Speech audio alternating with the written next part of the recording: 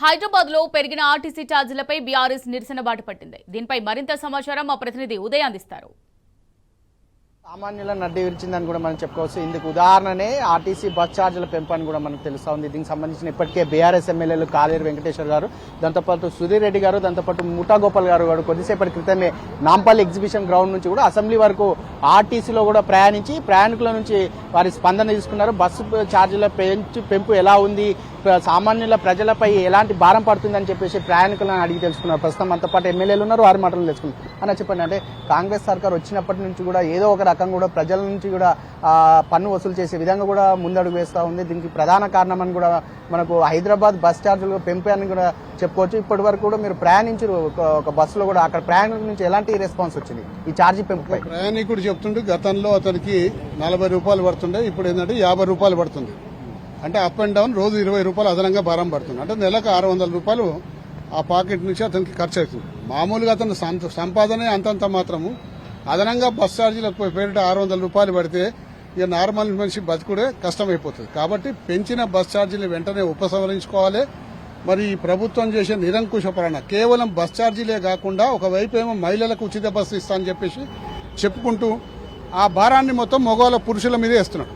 ఏం లాభం? ఆడ ఉచిత బస్సు వాళ్ళకి ఇచ్చి లాభం ఏముంది?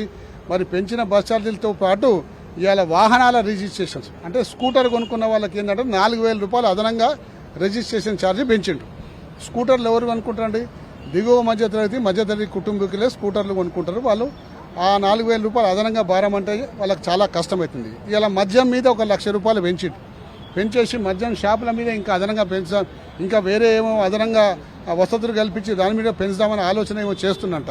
ఈ విధంగా అన్నిట్ల మీద పెంచుకుంటూ సామాన్యుని బతికే పెద్ద భారం అయ్యేటట్టు రేవంత్ రెడ్డి చేస్తుంది. కాబట్టి ఈ పెంచిన ధరలను ఉపసంహరించుకోవాలి, వెంటనే సామాన్యుల మీద భారం తగ్గించాలని చెప్పి టీఆర్ఎస్ పార్టీ తరఫుకెళ్ళి మేము కానివ్వండి, మా కాలేరు వెంకటేష్ కానివ్వండి, ముఠా గోపాల్ గారు కానీ మరి డిమాండ్ చేస్తా ఉన్నాం. అంటే గతంలో చూసుకున్నట్టే గత ప్రభుత్వ హయాంలో ఆర్టీసీ అంటేనే ఒక ముందడుగు వేసే విధంగా కూడా ఉండేది. ఇప్పుడు ఆర్టీసీ అంటేనే బస్సుల కొరత కావచ్చు, అటు ఉచిత ప్రయాణం కావచ్చు, ఇట్లా ప్రతి దాంట్లో కూడా ఆర్టీసీ వాళ్ళకి నష్టం కలిగే విధంగా కూడా ఈ ప్రభుత్వం వ్యవహరిస్తుందని మనం అనుకోవచ్చా? దాంతోపాటు సామాన్య ప్రజలను కూడా ఇప్పటికే అధిక ఛార్జీలు వసూలు చేసి కూడా వారిని అడ్డి విరిచిందని మనం అనుకోవచ్చా?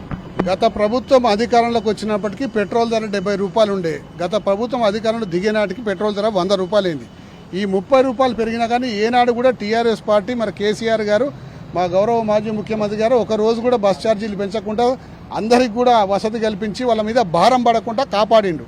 కానీ ఈ ప్రభుత్వం డబ్బుల కోసం 7 దాకా తెగించి అన్నిటి మీద భారాలు మోపుకుంటూ సామాన్యుని ప్రజలే బతికే పెద్ద భారం అయ్యేటట్టు చేసిండు. కాబట్టి వెంటనే ఉపసంహరించుకోవాలని డిమాండ్ చేస్తాం. అలా చెప్పండి, అంటే ఈ బస్ ఛార్జీల పెంపు దిశగా కూడా ఈ రోజు మీరు నిరసన కార్యక్రమం చేపట్టారు. రాబోయే రోజులు ఎలా ఉండబోతుంది? సామాన్య ప్రజలు ఏమంటున్నారు? అసలు సామాన్య ప్రజలు ఎదురు చూస్తున్నారు, ఎప్పుడు ఎలక్షన్స్ వస్తాయా, ఎప్పుడు ఈ ప్రభుత్వాన్ని దించేస్తామని చెప్పేసి సామాన్య ప్రజలు ఎదురు చూస్తున్నారు. మరి ఏదైతే మహిళలకు ఉచిత బస్సు అని చెప్పిన ఈ ప్రభుత్వము పురుషుల దగ్గరికి వెళ్ళి వాళ్ళ జేబులు ఖాళీ చేసి పడేస్తారు పేడు కాడికి. ఈనాడు విపరీతమైన డబ్బులు పెంచి ఇప్పుడే మన సుధీర్ రెడ్డి గారు చెప్పినట్టు ఒక్కొక్క వ్యక్తి పైన వ్యక్తి 40 రూపాయలు ఉన్న వ్యక్తికి 50 రూపాయల టికెట్ అయింది. అది 30 రోజులకు 600 రూపాయలు ఒకరిని పడుతున్నట్టు. అట్లా అదే కాకుండా ప్రతి స్టేజ్కి కూడా పెద్ద ఎత్తున డబ్బులు కలెక్ట్ చేస్తున్నారు. కాబట్టి పెంచిన ధరని ఇమీడియట్ దించేయాలి, ఎప్పటి చేయాలి. అదే కాకుండా ఎప్పుడు చూసినా కానీ విద్యార్థులకు చాలా పెద్ద ఎత్తున సౌకర్యం బస్ పాసులు ఇచ్చేవాళ్ళు. ఆ బస్ పాసుల పైన 20% పెంచడం చాలా దారుణమైన సంగతి తెలపరుస్తున్నాను. పెంచిన ఛార్జీలను ఇమీడియట్గా పెంచాలి. ఈనాడు చూస్తే బస్సు దవాఖానం డాక్టర్లకు కూడా ఏనాడు డాక్టర్లకు సపోర్టింగ్ స్టాఫ్కు గత 4 నెలలకెళ్ళి కూడా ఎలాంటి పేమెంట్స్ ప్రభుత్వం ఇవ్వలేకపోతున్నది. మరి రైతులు చూస్తూనే ఉన్న ప్రజలు గగ్గోలు పెడుతున్నారు. యూరియా సంగతి అందరికీ తెలుసు.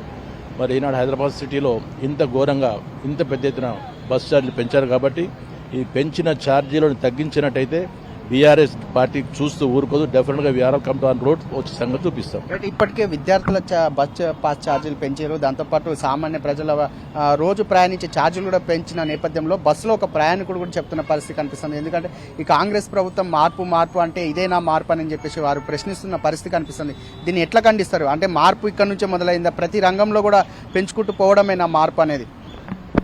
ఇప్పుడు ఆల్మోస్ట్ అన్ని రంగాల్లో పెంచుకుంటూ పోయిండు. ఇప్పుడే సార్ చెప్పిండు registration motor vehicle registration charge కూడా పెంచడం జరిగింది.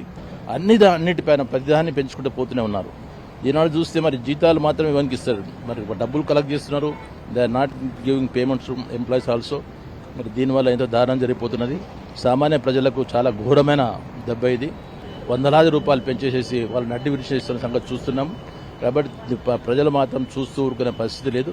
డెఫినెట్గా సామాన్యంగా ప్రజలు డివోల్ట్ అయ్యి వీళ్ళకి ఎలా బుద్ధి చెప్పాలో బుద్ధి చెప్తారన్న సంగతి తెలియపరుస్తుంది. మొత్తానికి చూసుకున్నట్లయితే సామాన్య ప్రజలపై ఇబ్బందులు గురి చేస్తున్న నేపథ్యంలో కూడా బీఆర్ఎస్ పార్టీ పక్షాన కూడా మేము ప్రజల ముందు ఉండి పోరాడతాము, ఈ కాంగ్రెస్ ప్రభుత్వాన్ని గద్దె దించేంత వరకు కూడా మేము ప్రజల పక్షాన్ని ఉంటామని చెప్పేసి వారు చెప్తున్న పరిస్థితి కనిపిస్తుంది. కెమెరా పర్సన్ వాళ్ళతో కలిసి ఉదయకిరణ్ టీ న్యూస్ అసెంబ్లీ నుంచి.